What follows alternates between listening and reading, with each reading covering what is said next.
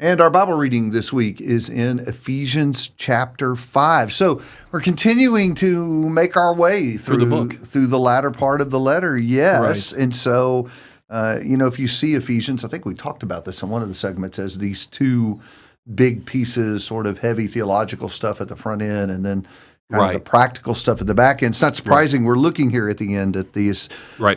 chapters for more information about good works. So. Right. You saw something here. Well, yeah, and so to your point, even going back to the beginning of the book with the whole, we've been recreated in Christ Jesus for good works that he prepared before and that we walk in them.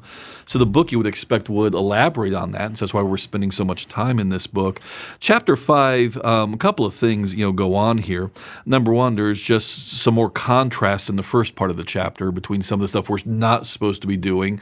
But being a Christian is more than just not being bad. What are the good things we're supposed to do instead? Got some of that in the first part of the chapter.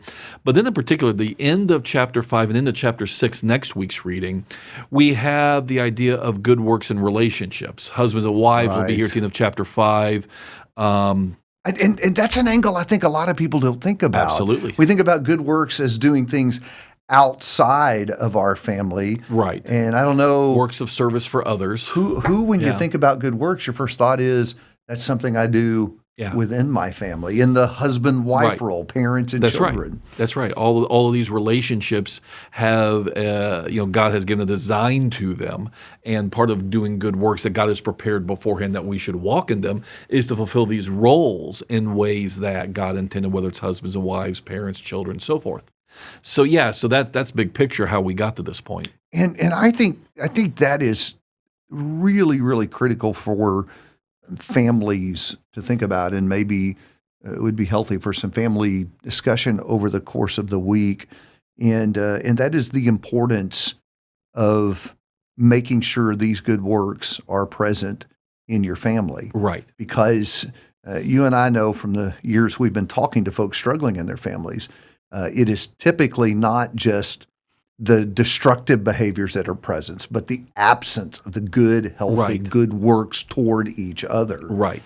Or to take that same idea but go from a little bit different direction with it, I think part of the challenge sometimes is it is less of a challenge for us to do good to strangers than to actually have to do the investment with people we live with and know well, where more forgiveness is required, more forbearance is required.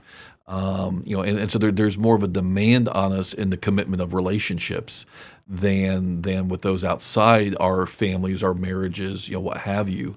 And so, it's easier for me just, again, to go do something nice for a widow, as good as that is, than to actually repair my own home and my relationships in my own home. Yeah, and at the risk of really, opening a can of worms, I just thought I would say that to scare Jeff about what's coming next.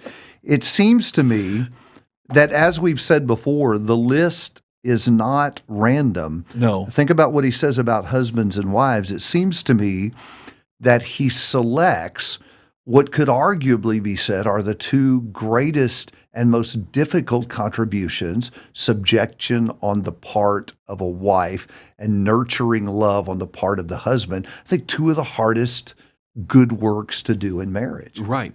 And I think part of that is, too, it's no accident then that he ties those roles into, of course, Christ and the church, and reminding us that in one sense, maybe sometimes the reason churches aren't as healthy, we talk about sometimes, strong marriages, strong churches, strong families, strong churches, but literally that's almost seems to be what Paul's getting at here, because if you don't understand, these relationships and these roles in these ways, if you can't image it at home, you're going to have a hard time, collectively growing a congregation, getting a congregation that kind of point as well, where we rightly do the good works under our head Christ that we're called to do.